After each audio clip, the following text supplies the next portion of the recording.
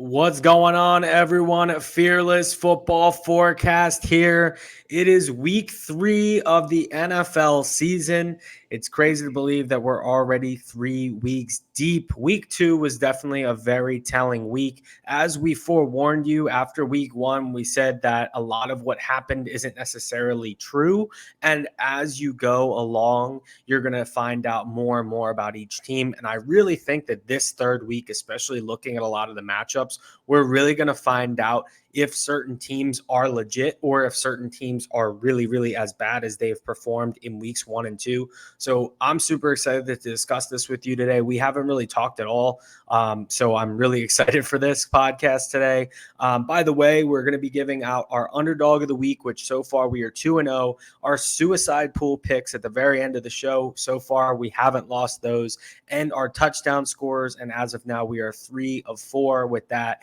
So stay tuned, as well as picks for every single game. All right. How you doing today, Jay Kurt? I'm good, man. I'm really, really excited to get into this. Like you said, we really haven't talked at all since this past slate's gone by. There were some really good games, exciting games, I felt like. And like you said, it's good to get another game under our belt, kind of see, what kind of trends might be actual trends and what kind of might be stuff that just was happening randomly in week 1 because crazy shit always happens. So I'm really excited to start getting into the nitty gritty, especially like you said, after this week where we have a few weeks to go off of. And the first bit of news today, or really only news, is the running back situation across the league. I mean, on a smaller scale, David Montgomery and Jamal Williams got injured. Saquon Barkley got injured. Thankfully, he's only going to be out for 3 weeks. But the person that you see on your screen right now, Nick Chubb, a guy who, yes, he was injured in college, but so far in the NFL wasn't even missing games. Now just an awful, awful knee injury. It snapped in half, and he's going to be out for the entire season. As a Nick Chubb fantasy owner, I'm not even upset because Chubb's such a nice guy. He's impossible to root against. You know what I mean? Like, there wasn't a scenario in that where I was like, damn, I lost my fantasy week. I'm like, damn, Nick Chubb has always been a really stand-up guy. He's never missed games. I feel so bad for him. Insane that it happened to the same exact leg that it happened to in college. Wishing him all the best, and I hope that he recovers soon. It's just brutal what happened to the running backs this week. Yeah, I mean, like you said, there was a flurry of injuries at the position this week, and obviously the most severe one was coming to Nick Chubb. The video that was disgusting. I don't know if people saw it. I know they didn't show a replay, but it was horrible.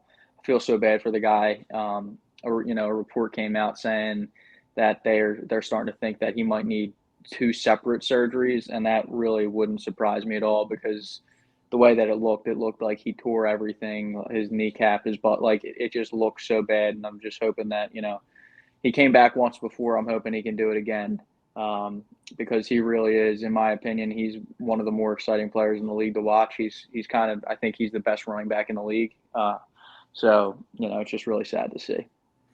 Yeah, he's always been a guy of consistency, and obviously not to sugarcoat the situation, but we've done the waiver pickup of the week, and in honor of Nick Chubb, we've collectively agreed that it's going to be Jerome Ford this week. We figured we'd sink it into this segment.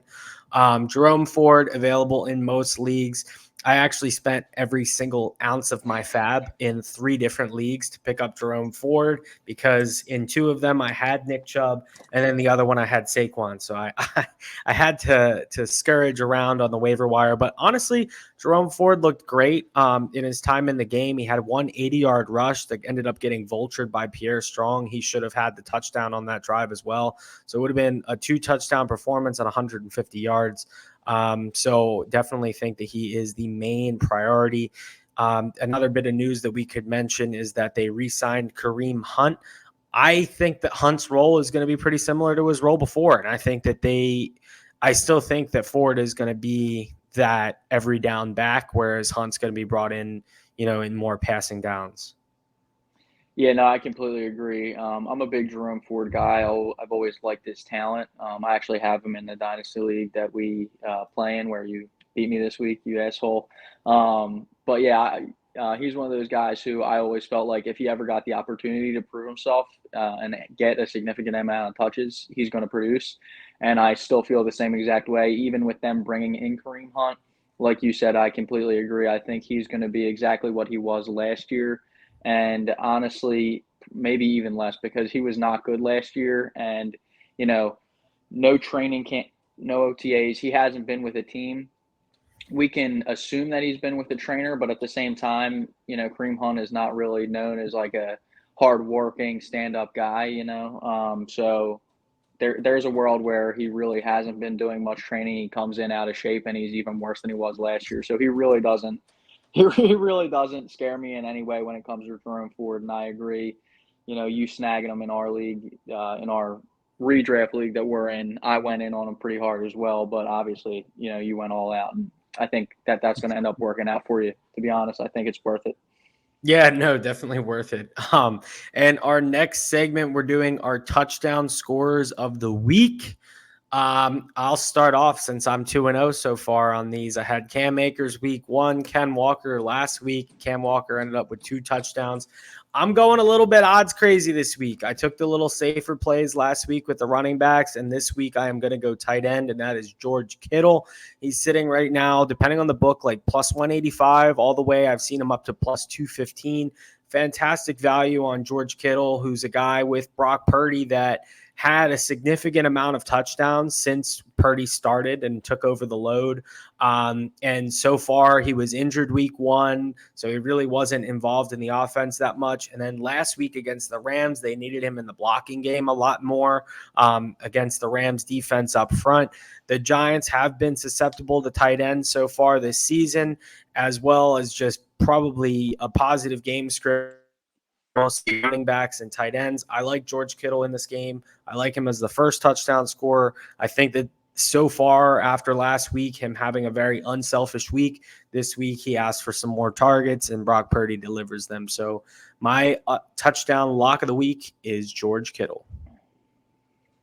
All right, and my touchdown lock of the week is I'm gonna go with a little bit of a sit. Well, first things first, I just want to talk about how pissed I am at Rashad Penny, because I would also be 2-0, but Rashad Penny decided to hold on a play I really didn't think he had to. But whatever. I'll be the bigger person. I'll let it go. I'm gonna go with Justin Jefferson. I was just looking on my phone because I wanted to see one thing that's been really weird. I feel like this year, more than every other year, the lines have been coming out a little bit later than normal. I feel like usually everything's out by Tuesday evening, and lately it just hasn't been like that. So I was just seeing if any of his odds were up yet. And on FanDuel for anytime touchdown, he's minus 105. So that's normally where he floats around. I'm hoping that when the other sports books post it, he'll be floating around plus 100, because that every once in a while they'll float that number for him. But obviously Justin Jefferson is an amazing player, and he's been amazing this season so far. He just hasn't been able to find his way into the end zone, and I think that he's going to find a way this week in what I think is going to be an extremely high scoring game. I love it. I absolutely love it. I mean, he would have had one last week if he actually was able to hold on to the ball. I'm sure we'll talk about that later. And then another one of our bets that has been continuously hitting is the dog of the week. Last week, 2 weeks ago, we had the Steelers, the Browns, and then this week we have the Steelers. We're on the Steelers this week, and we always like to do this right before we get into the rest of our game breakdowns, because this really is our first game breakdown. Now, I am much higher on the Raiders than I know you are. I just think that in their scheme and in their system, they do not match up well against the Steelers at all. I don't care that the Raiders are in Vegas. It's truly not one of those stadiums that really feels like a true home team advantage, because it's a place where people like to travel. So I think in a neutral setting, which is basically what this game is, I lean toward the Steelers. It's also at night. So, yes, even though the Steelers did play on Monday, they still have that extra hours in order to, fully prepare their bodies. This is a game that I don't just expect the Steelers to win. I expect the Steelers to actually blow them out. Like, I think that getting that emotional win against a division rival on prime time was huge for them. And really, the defense can wake up the offense. I think that this is the game that the run game is truly improved. Also, looking at the Raiders, Devontae Adams is injured. He might not make it this week. He's in the concussion protocol. Josh Jacobs has been god awful, something that you and I both predicted coming into the season. And I don't expect that to change against the Steelers defense. And then you're just forcing Jimmy Garoppolo to throw to Jacoby Myers. And that's just not really a recipe for success. I can't believe this line, but we will take it. This is the third week in a row where we've been not just confident that our team was going to win, but blow out. And it's happened twice. Yeah, and I agree completely with everything you just said. I'm not worried about this game whatsoever. I think that they win this game pretty comfortably. I'm thinking they win by at least 10 points, quite honestly. They're just a much better team than the Raiders. You know, the Raiders came out of the gates with a week 1 win, but again, I think that was more of a week 1 thing. We saw last week against the Bills, who, Bills, Steelers, which defense is better? That's kind of a coin flip. And I would say right now, without Von Miller, I think I would say that the Steelers are the better defense. So, they couldn't do anything really against, I mean, what they score like 10 or 14 points, I forget. But they really didn't score much. They had that opening drive, the script worked out well for them. And then after that, they were basically shut down the rest of the game. I see this game being very similar. I think that the Steelers defense is going to be able to completely suffocate them. But I also think that this is the game, like you said, where the offense kind of takes its step forward, and mainly Pickett takes his step forward. They won this past week against the Browns, but that was more just the defense, like you said, just being outstanding, finding a way to make plays in every twist and turn of the game. I think that this week the offense is going to be able to hold its own. I think that it's not going to rely on one big play, because that's really all that happened for them last week was that one big play. I think Pickens. that, yeah, Pickens is a stud. Oh my God. That was Pickens is a so beast. nasty. But I think that Pickett, I'm sorry, is actually going to have the first game where we're like, all right, wow, here's that next step that we thought we were going to see this year from Pickett. And I think this is where he breaks out. I kind of see him getting, if not crossing the 300-yard barrier, getting close to it. But yeah, like you said, I'm not even really sweating this game. I really think it's not going to be much of a competition, quite honestly. Yeah, I like it a lot. And I like what you said about Pickett. I mean, if you think about it, he's faced like two of the higher echelon defenses in the league in the 49ers and the Browns. The Raiders are not that. I mean, up front, they do have some great talent, but the Steelers have a good enough line to be able to counter that. And I think, like you said, Pickett gets it done throughout the air, which I think really opens up. Like, so far, there hasn't been that threat of the pass. So the run game's been totally shut down. Whereas I think in this game, when they change up the plays a little bit more, I think Najee's going to have a pretty good performance. It should be a good week for the Steelers. And this is going to get us right into our segment. And I just want to say, the NFL so far, 2 weeks in, has been a defensive led league. And I don't see that changing this week. A lot of over-unders that are in the low 40s. There's not one this week that's over 50. I think it's going to be a lot of close defensive battles or blowouts this week. As always, you can count on the Chargers game to be a high-scoring affair. That doesn't end up their way, but starting things off with the Giants and 49ers. Niners a 10-point favorite, which I think that's a little high. I mean, I know Saquon's injured, but Daniel Jones caught fire against, yes, it's a bad Cardinals team, but it seemed like he kind of, caught some wind there. They utilized Darren Waller a lot more than they had in the first game, in the first half of the second game. In that second half, and you truly got to see the difference that Darren Waller gets to make on that offense.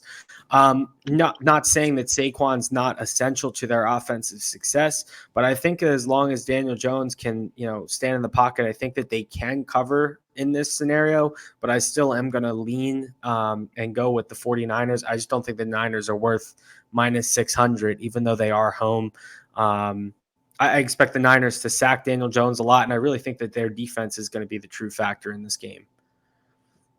Yeah, I agree. If I had to pick against the spread, I would take the Niners. The one thing that would concern me more is a backdoor cover. I really don't expect this game to be all that competitive.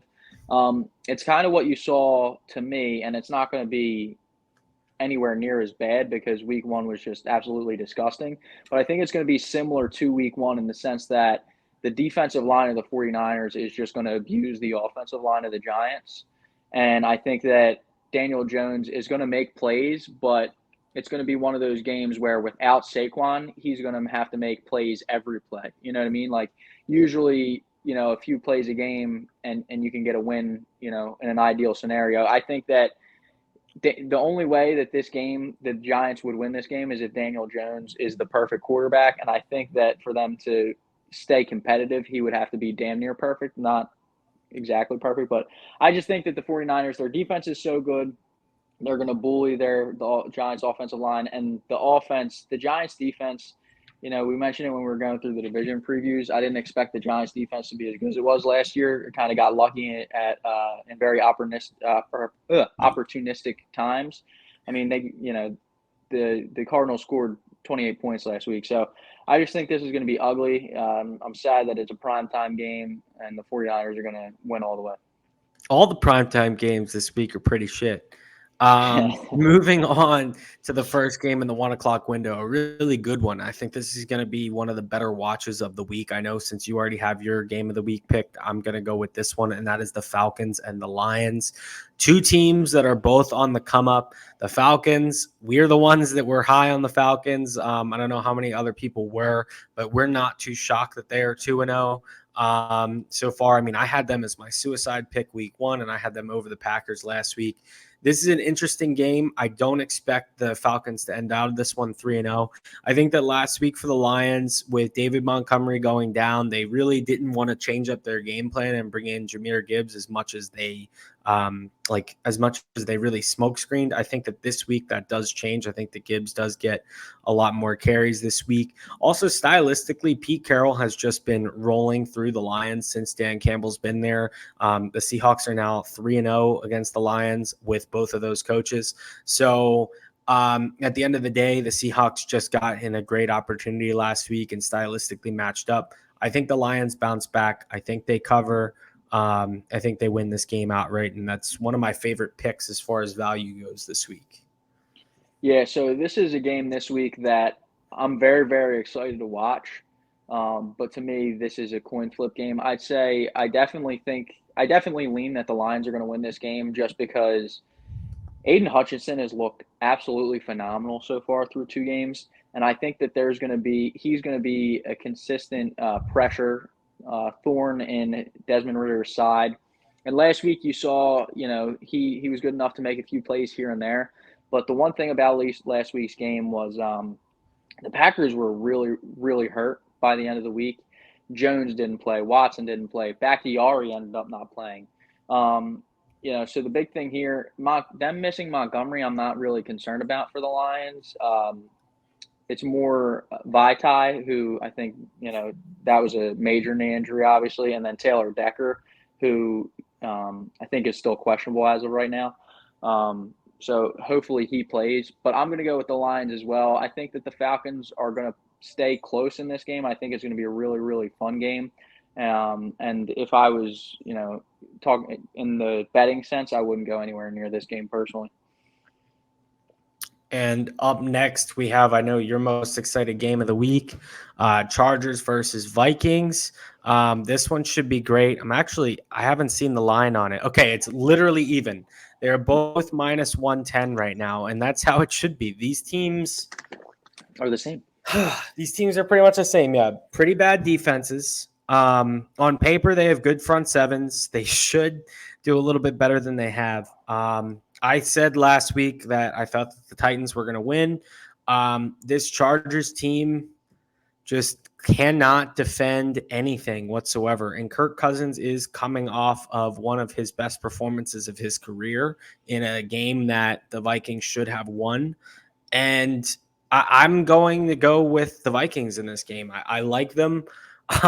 I think in a battle where Kirk Cousins had 3 extra days to prep, I think that he's going to be dialed in. The team is clearly upset. I mean, they had 12 wins last year, get upset by the Giants in the playoffs, and then all offseason, everyone's just disrespecting them, calling them not that great of a team. Then they play in a shit game against the Bucks, and then they play their asses off against the Eagles offensively, but just turn the ball over on stupid turnovers. Like, there's no way in hell they should have lost that game, but they did. And so I think that they're really fired up. Whereas the Chargers, I don't know what they can do. I mean, maybe blame the new coaching, the new coordinators. I think that they have a lot more to blame when they lose this game than if the Vikings, if the Vikings start out 0-3, I feel like it's like they hit the panic button. Whereas with the Chargers, they can still kind of view themselves as rebuilding a little bit. So I think that at the end of the day, I'm just going to go with the team that needs to win this game more. And I think that that's the Vikings. Yeah, so like you said, this is going to be my game of the week. The over/under last time I checked was sitting at 54, and if I had to pick a side, I would pick the over. I think that this game's going to be an absolute shootout.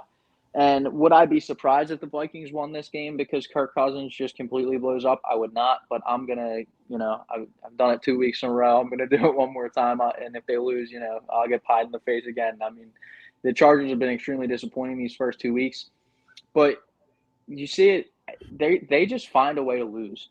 And that's really all they've had to do the first 2 games is just find a way not to lose. They just always shoot themselves in the foot somehow. I don't understand. It's such a weird franchise. They're truly cursed. Like, I don't know how they manage to do it.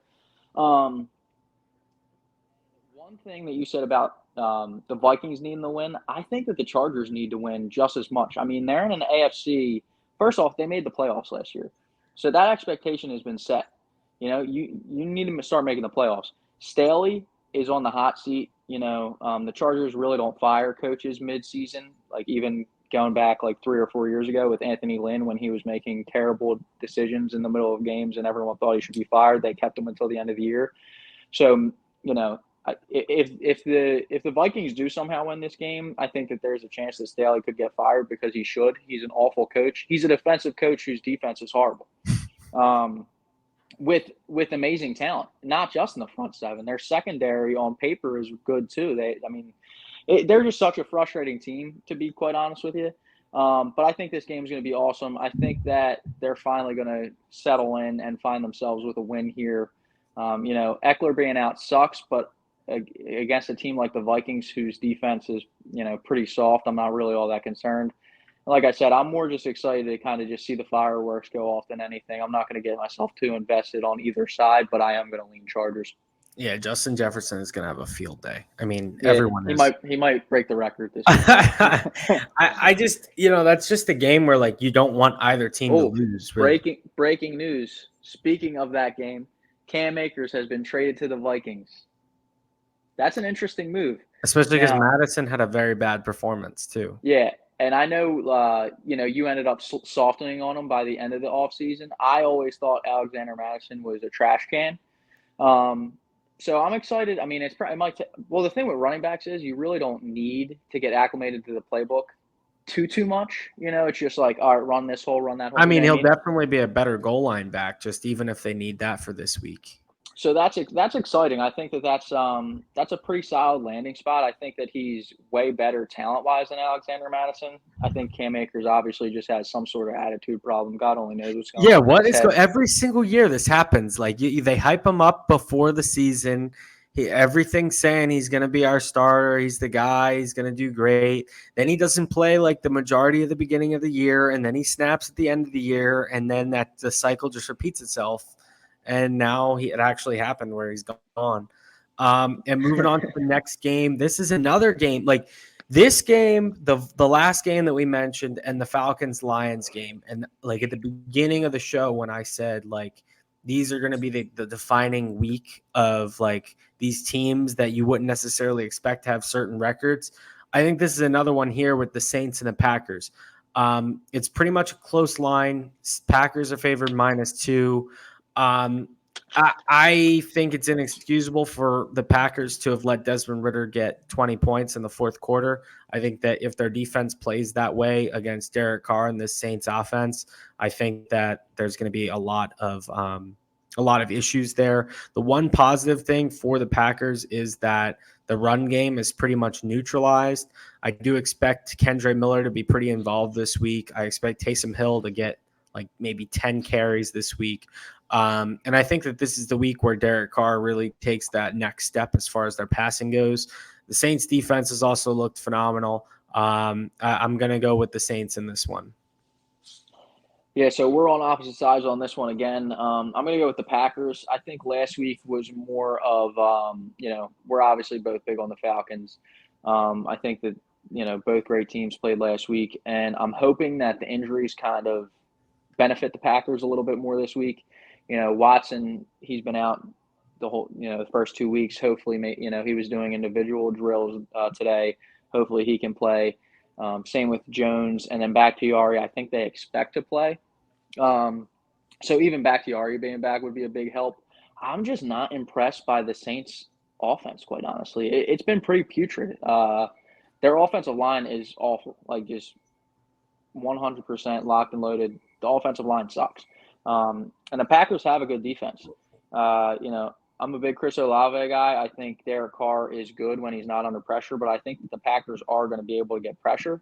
I think it's going to be a close game for sure. I think it's going to be honestly a field goal, maybe 4-point game, like maybe 21-24, 20-24 type game. I think it's going to be a really good game. And I'm going to lean Packers. I just trust them more.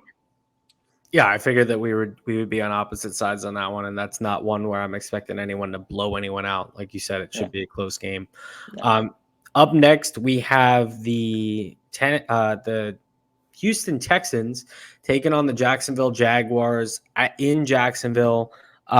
Pretty decent line on the Jags at -9.5.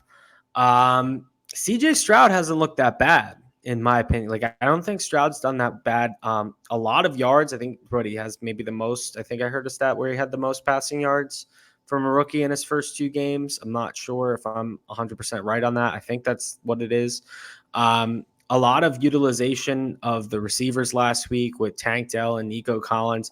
I personally thought coming into the season, because I do like the coaching, that the Texans were going to be a team that's really competitive and in pretty much every game. I think that 9.5 is way too much to lay in this scenario, especially after the Jags had a pretty disappointing performance last week against the Chiefs. I know both of us thought that was going to be a shootout game, and it just really ended up being putrid until the Chiefs ended up finally taking over in the fourth quarter. But I am going to still go with the Jacksonville Jaguars here. I don't think there's much to really talk about. But yeah, I'm going to go with the Jaguars. But if I had to cover on the spread, I'd take the Texans. Yeah, so I see this game pretty much exactly the same. Definitely against the spread, I think the Texans are going to cover. And honestly, if I had bigger cojones, I would take them to win. I just don't. But I really do think that the Texans are alive in this game. I think that the Jaguars are going to end up winning this game by a field goal. One of the things that you said, Stroud has looked good, and he's been pressured. I think it was 44.5% of his dropbacks. He's been pressured. They're supposed to get Laramie Tunsil back. You know what? Fuck it. I'm talking myself into it. I'm going with the Texans. I'm gonna take a stand. I just think that the Stroud's looked good. I think last week, the Jags game, I think that was more a product of the Chiefs' offense just seems completely out of sync, and maybe we'll get into that when we talk more about the Chiefs, than it was the Jags' defense being great. So yeah, I like what I've seen from Stroud. I like D'Amico Ryans. I'm gonna go with the Texans. Yeah, I can't argue with you. I mean, like I said, I'm definitely going to put some considerable money on the Texans covering the spread. I'll obviously buy a point and make it 10.5. But I do like that a lot. So we both do believe that the Texans have a very good chance.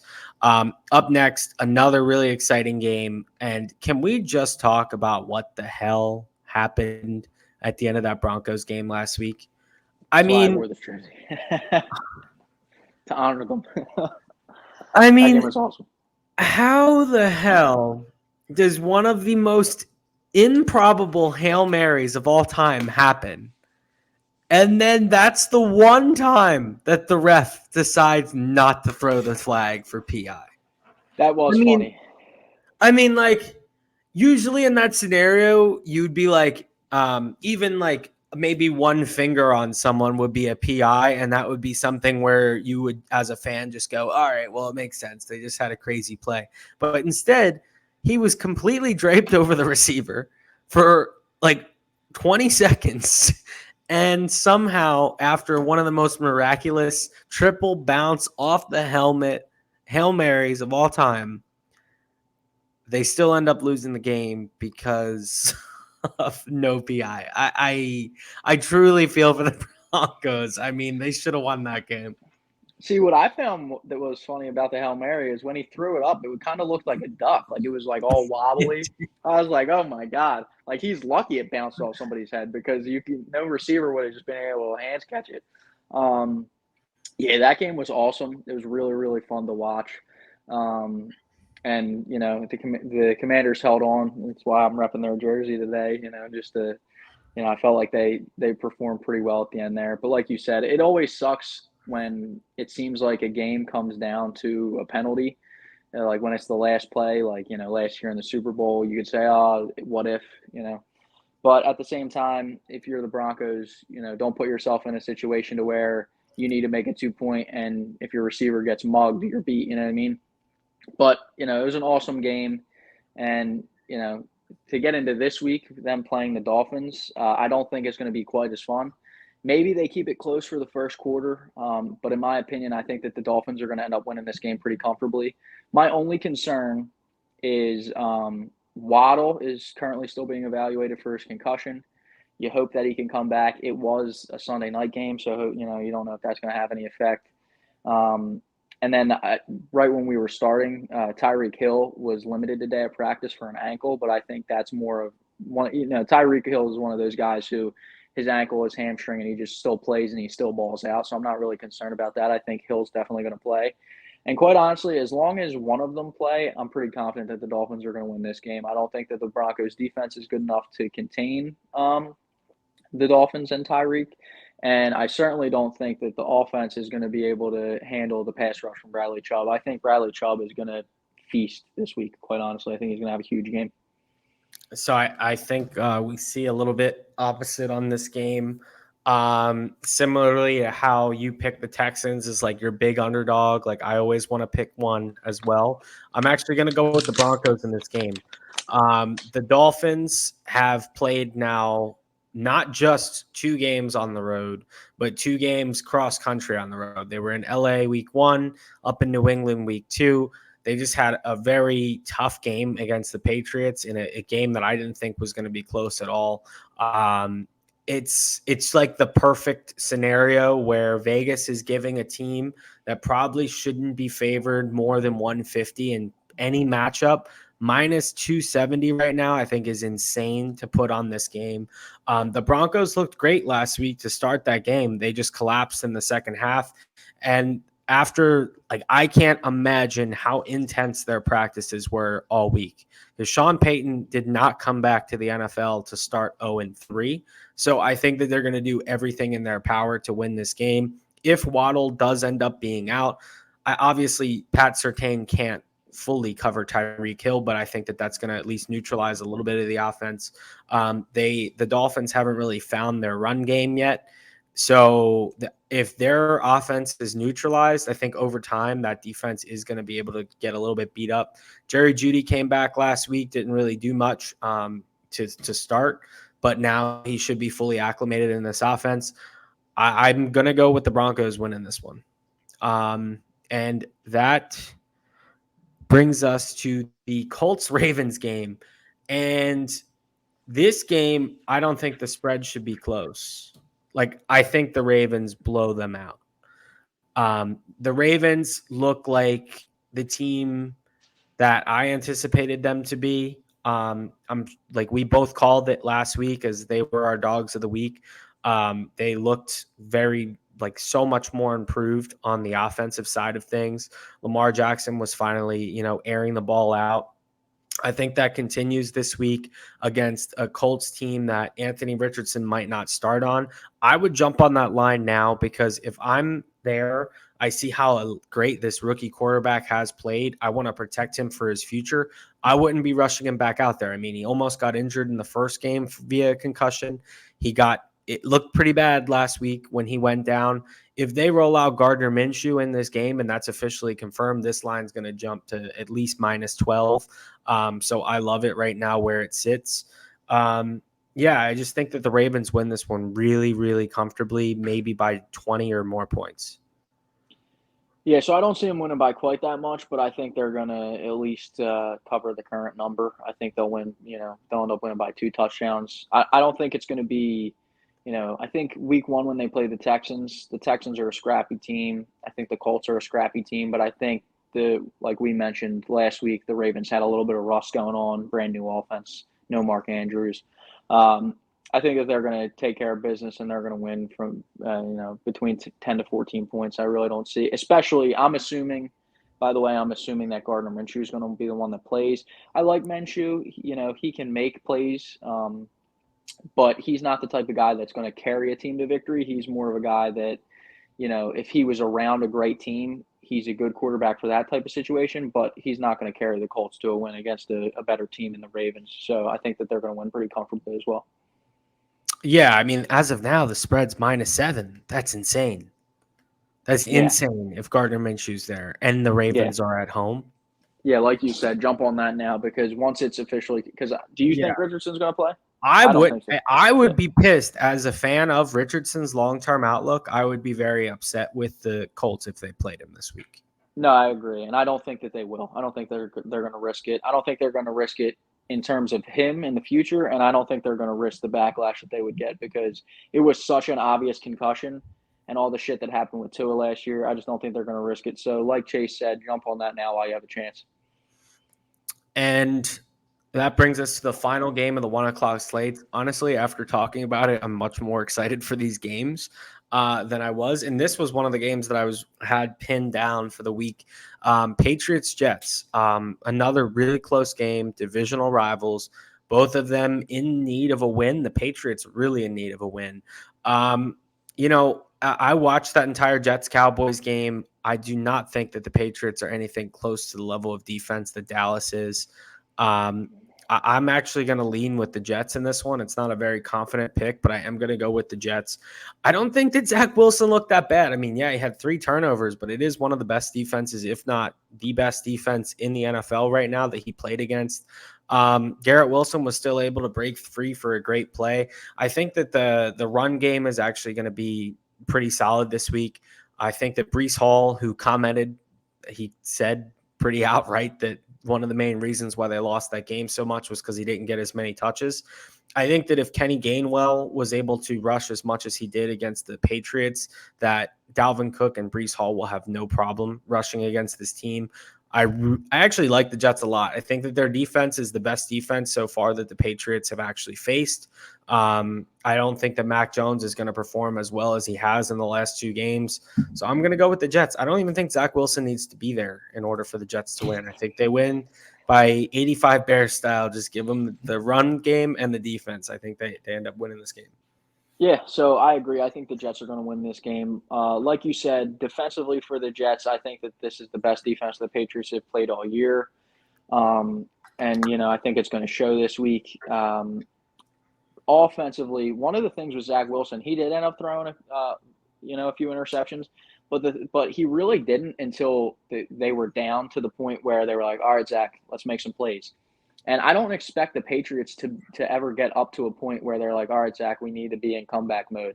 Like you said, I agree. I think that they're going to lean on Hall and Dalvin Cook, which they wanted to do last week. They just were down so quick in that game.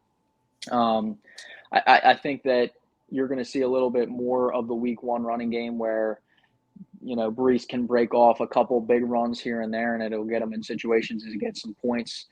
And yeah, I completely agree. I think in a defensive battle, I'm going to take the team with the better defense and the better offensive weapons. Quite honestly, the only place where you could say the Patriots are better, in my opinion, on offense is quarterback, which is obviously scary. But I think that in a game where neither of the quarterbacks are game changers, I'm just going to take the team that is at home and has the better roster everywhere else.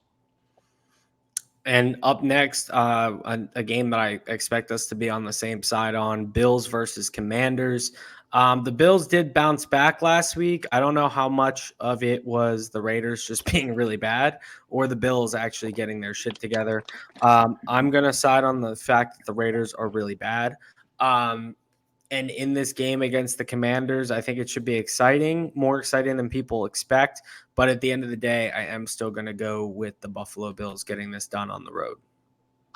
Yeah, I agree. I think, like you said, I actually agree completely. I think it's going to be a closer game than people expect. I think it's going to come down to the wire, but I do think that the Bills are going to win this game. I just think that they're a better roster, better quarterback, better coaching.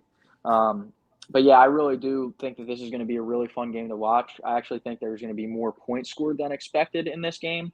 Um, yeah, as of last week with the Bills against the Raiders, I think it was a mix of both. I think it was the Bills getting their feet underneath them, and I think that the Raiders suck. Um, so coming into this week, the Bills are still going to be confident, but I think that the Commanders are a decent team that's going to be scrappy, that's going to be competitive in every single game. Even last week when they were down 3 scores, they still found a way to come back and win. Obviously, I don't expect that exact game script to go down. I think it's just going to be a back and forth battle, but I think that the Bills are going to end up winning the game. And the final game of the 1 o'clock slate, a game that I'm excited for. If you're a fan of old school football, you should like this game. The Tennessee Titans taking on the Cleveland Browns. This is another game. Like, the Titans are never must-watch football, but they always do surprise you. Like last week, they ended up pulling through. I expect big game for Derrick Henry and Jerome Ford in this one. I think that neither offenses are really going to want to pass the ball that much. I do expect, and I'll talk more about it in the starts of the week segment, that a certain receiver does have a really good game for the Cleveland Browns. And I am going to go with the Browns winning this one. I know that I've been one of the bigger believers in the Titans so far. I think that Steelers game was just a script that the Browns just couldn't win. Watson didn't look that great. And when you throw a pick six on the first play of the game, it's really hard to keep your momentum. I thought that the Browns battled back well. They dealt with one of their best players getting injured well. I think they really surprise a lot of people here. I mean, they are favored, but I do think that they win this game by a considerable number. I agree. I agree. I see this game the exact same way. I think they win by at least 10. Talking about the Titans, I think week one, yeah, they were in that game. I think that the Saints' offensive line is god awful. And I think that week two, the Chargers just know how to charger. Coming into this game, I think that the Browns are going to be the best team that they've had to face. It's in Cleveland. That's going to be big. And like you said, I feel like they overcame a lot last week. A stat that I heard or that I saw that was really surprising. Do you know that the Steelers? This is how good the Browns defense is. The Steelers didn't have a single snap inside the 30-yard line. Did you know that? Isn't that insane? And they And still won the game and by the Browns still lost. So this basically comes down to me. As long as the offense and Deshaun Watson doesn't give this game away, I think that the Browns are going to win pretty comfortably. And I actually think while the Titans have a solid defense, their weakness is their secondary. The front seven is really good. I think that this is going to be a kind of how I was saying, earlier that I think that you know someone's going to take a big step passing, or Pickett's going to take a big step in production wise. I think that you're going to see the same thing here with Watson. I think that he's going to have not just like an okay game. I think people are going to say, "Oh, wow, it's a good game from Watson. He really helped them win this one." And I just don't see the tight ends being able to move the ball on the Browns defense, which I think is really, really good. So I think they're going to win by 10. I agree as well. And now it's just so sad. I'll just say this because before we get into the 4 o'clock slate, there's only 3 games in the 4 o'clock window. And I don't know about you, but I hated having 2 games on for Monday Night Football. Like, more football is great on Sunday when it's the 1 o'clock window and the 4 o'clock window. I did not like having to switch back and forth. When it's prime time, I like watching that one specific game. Thankfully for me, even I have YouTube TV, so I was able to view both on the same screen. But it was still frustrating to go back and forth. Like, if you're gonna have 2 games, have one at 6:30 and have one at 9:30. Having one start at 7 and then one start at 8, I really didn't like that. That being said, I don't think that there needs to be 2 Monday night games this week. One of those 2 games could have been moved to the 4 o'clock window, but I digress. We have Panthers Seahawks in a game where Bryce Young doesn't look that great, but at the same time, he doesn't look that bad considering what he has. They don't really have that great of an offensive line. An older running back in Miles Sanders, no weapons whatsoever. I mean, when a washed Adam Thielen is your number one target, that's not that great. Hayden Hurst, both of us like him a lot. I think that the league is being a little too hard on Bryce Young. He has shown flashes. He's honestly had some pretty good balls. Like if you watch the game, they just haven't been caught. He had a couple nice scrambles. He did well at evading the Saints defense, which I think is one of the better defenses in the league. That being said, I do expect the Seahawks to win this game. I think that they caught their wind that they really needed. I think that Rams spot was just something special, just not a great matchup for them and a divisional rival. I do think that the Seahawks win this game by a pretty comfortable number. And yeah, so I like the Seahawks in this one. Yeah, so just to touch on the Bryce Young point, I think he's actually looked pretty good. Obviously, he had those 2 interceptions week one against the Falcons, who we both agree we think is a solid defense. But last week he played the Saints, which is a great defense as well. And, was he great? No. But one of the things, this is another wild thing that I saw. So it was a graph, and it showed the amount that receivers are open. And then at the other end, it showed how efficient a quarterback is, how efficient the quarterback is targeting receivers that are open. So the Panthers were last in the percentage of time the receiver being open, and Bryce Young was, I think he might have been first, but to play it safe, he was among the top. I'm pretty sure he was first in hitting open receivers. The problem is he's probably only done it 5 times over the first 2 weeks. And that's the reason that statistic is skewed. I mean, their receivers are god awful. I like Hayden Hurst, but he's like the most talented, not the most talented. Mingo is the most talented, and he's just a rookie. But it's just really sad. I completely agree. I think the Seahawks win this game by double digits. I think that the Seahawks, one thing Pete Carroll is really good at and loves doing is just grinding the ball out. And I think that this is a matchup where they can do that. I think that they're just going to take the game plan that the Saints had last week, and they're going to do the same exact thing. Kenneth Walker, Zach Charbonnet, they're going to have 35, 40 carries and just milk the clock. I just don't see a way the Panthers win this game.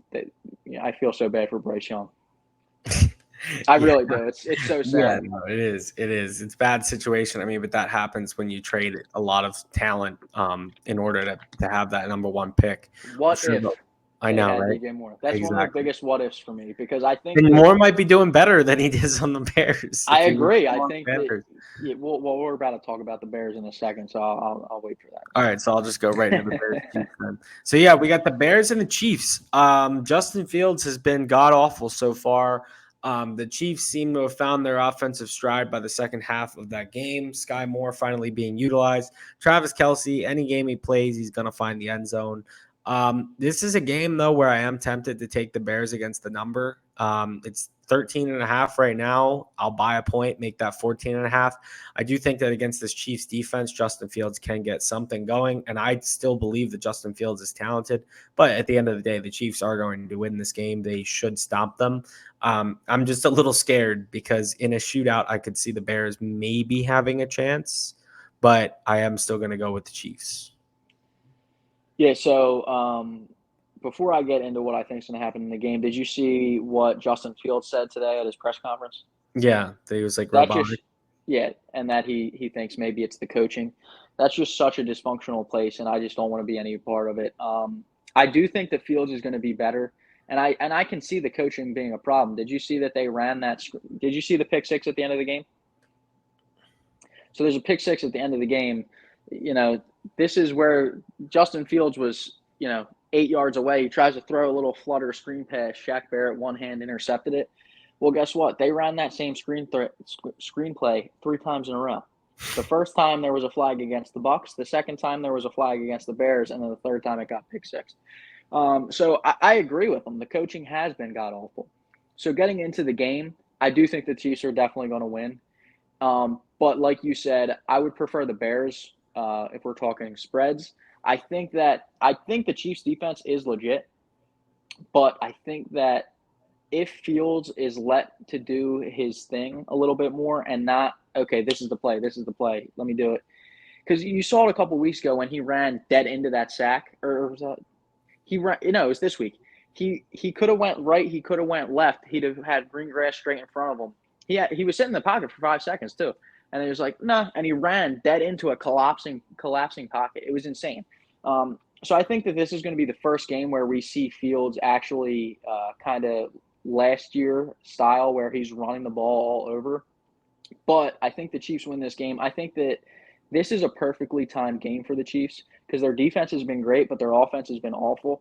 I think that this is going to be their coming out party on offense. I think that they're going to score easily 30 plus. Well, it's never easy in the NFL, but I think they're going to score 30 plus points. I think Mahomes is going to have a phenomenal day, and I think things are just going to start clicking. They're going to be thanking the schedule makers after this game because I think that this is really going to set them in motion from here on out. It should. And another matchup that I'm sure neither of us expect to be close, the Dallas Cowboys versus the Arizona Cardinals. This is one where I would take the Cowboys against the spread, even though they're minus 12, because the reason why they're only minus 12 is because of how many points the Cardinals have been able to put up against the Commanders and the Giants. I just don't see that happening. Dallas is going, I don't think there's much to talk about this game. Dallas is going to completely dismantle this team and might not even need an ounce of offense. Like this might be another 3 defensive touchdown game. Yeah, so we play in fantasy in our redraft league, and my scariest matchup is the Cowboys defense. I completely agree. I wouldn't touch it personally against the spread, but if No. I had to choose, I would lean the Cowboys. I think that they're going to win this game convincingly, very comfortably. Um, this defense is just insane. We've said it past few weeks. We said it before the season. They've been phenomenal. Um, One thing that I'm interested to see is Josh Dobbs, like a more mobile quarterback. You saw it a couple times last week with Wilson. It was really only on there was a couple drives in a row, especially the one at the end of the half where he was scrambling. I think that'll be fun, but I really don't think that'll matter, quite honestly. Even with Dobbs making plays, I think that the cap that they would get on a game is like 17 points, and that's if everything goes perfect. Yeah. I'm really what you said about the 4 o'clock games. I don't mind there only being 3 4 o'clock games, but make one of Make them the one Chargers good. game. Yeah, like all these games, I mean, they'll be all right, but I'm real like, I love the Chiefs, so I'll always watch Mahomes and Fields is an exciting player, but I really don't want to watch the Cowboys game whatsoever and the Panthers Seahawks game, I'm like it, out of 10 That'll be I'd the say one out of the 3 that's going to at least that's be close. somewhat. At least that one will be close. Exactly. So, that's my main thing with it. Just make it a better game. Like, kick one more game from the 1 o'clock game, but whatever. We don't have to get into that. They're not going to do it just because we're bitching and complaining. But, yeah, I think the Cowboys are going to win this game really, really easy. And then we can skip the Sunday night game because we already talked about it. We're on the Steelers. Monday night, we got the Eagles and the Bucks. This is one of the hardest games to pick. But I do think that you are getting a good line on the Eagles in this one. Even though they looked like dog shit offensively last week against the Vikings defense, it's really bad. I just think that if you look at the Baker Mayfield cycle, it's coming to the middle point, which is when he has a god awful game. And I think that this game. I think that it's a game where the Eagles defense was so able to pressure Kirk Cousins, but Kirk is a veteran quarterback with 2 great receivers. And so he was able to get some quick releases, whereas I don't think that Baker's going to do that. When Baker is pressured, he's going to start turning the ball over. I think that this is a game where maybe it reminds people how good the Eagles are, especially on the defensive side of the ball. Like, I still have a lot of concerns about their offense, but I don't think that there's anything that's going to be a concern this week. I do think that they win and win pretty comfortably. Yeah, so I think the Eagles are going to win by 10. I think that the Buccaneers are going to be one of those teams where, since they have playmakers, they're going to be able to score points. But like you said, last week it was more to say about how good Kirk Cousins is than how bad the Eagles defense played, because Kirk was just he was getting lit up all game, and he was just consistently throw after throw, making phenomenal throws, getting torn up every single time. I think Baker's going to try to do that. I think that the Eagles defensive line is going to tear up the Bucs defensive line. But I don't think he's going to have as much success, even though he has great receivers as well. I just don't think that he's going to be able to stay as composed as Kirk was last week. I think this is actually going to be a good game, and then the Eagles pull away in the second half. I think it's going to actually be a little higher scoring, just because while the Eagles' defensive line is fantastic, they have a lot of injuries in the secondary. Maddox is out for the year. Blankenship probably won't play. Obviously, Nakobe Dean at linebacker. Um, so I think that the Bucs are going to have some big plays to where they can kind of keep it competitive for a while. But I agree. I think the Eagles end up winning by 10. And the last game of the week, we're recording this on a Wednesday, so we really don't know the true status of Joe Burrow. I'm more on the side that I think he's actually going to play.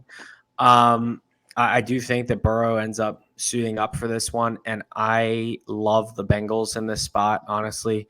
I think that Matt Stafford has looked great. He's been competitive. I just don't think that the Bengals are as bad, I think that the biggest overreaction that the league is having is the Bengals being bad. Like, yes, Jamar Chase and T. Higgins haven't been having 100-yard games, but that doesn't mean that the team is bad. As we just saw, like you mentioned with the Browns defense is very legit. And both of us believe that the Ravens offense is legit. And the Bengals still put up considerable points last week. I think they had like 24 points against the Ravens defense, which is pretty solid. And they lost against the division rival. If Joe Burrow does play in this week, I will not only take the Bengals money line, but I will take their alt spread of -10. I think that this is a perfect spot at home, prime time, for the Bengals to remind everyone that they still are a contender. So I am going to take the Bengals. But if Burrow's not playing, I'll take the Rams because at the end of the day, quarterback play matters more than anything in the league. Yeah, so this is one where, I'm going to take a side, and if the other side wins, I wouldn't be shocked at all. And what you said, it was really, we haven't talked much at all this week, but what you said is really the first time looking at it from that perspective. I'm still going to stick with my gut, and I'm going to go with the Rams here. I think that what we've seen with Burrow is that he's not healthy, and if he's not healthy, Aaron Donald is going to tear him apart, quite honestly. If Aaron Donald doesn't play up to his standard of play, then I think that the Bengals can win this game. I think that the Bengals could still score, but I think Aaron Donald is going to be able to make, you know, two, three, four plays that truly impact, end drives, a forced fumble, a couple sacks. You know what I mean? I think that he's just going to ball out. And what we've seen from the Bengals defense is they're I think that this is going to stay this way. They're kind of coming back to earth a little bit. The past few years, I feel like we've both said this. I feel like they've played above their skis. This year, they've still been good. It's not like they've gotten blown out or anything. But the Ravens pretty much had their way with them until they got up by 10, or they were up by 10 and it was late in the game. So they're like, all right, let's just try and milk this clock away. So I think that the Rams are going to be able to move the ball. I mean, Stafford has been phenomenal so far this year.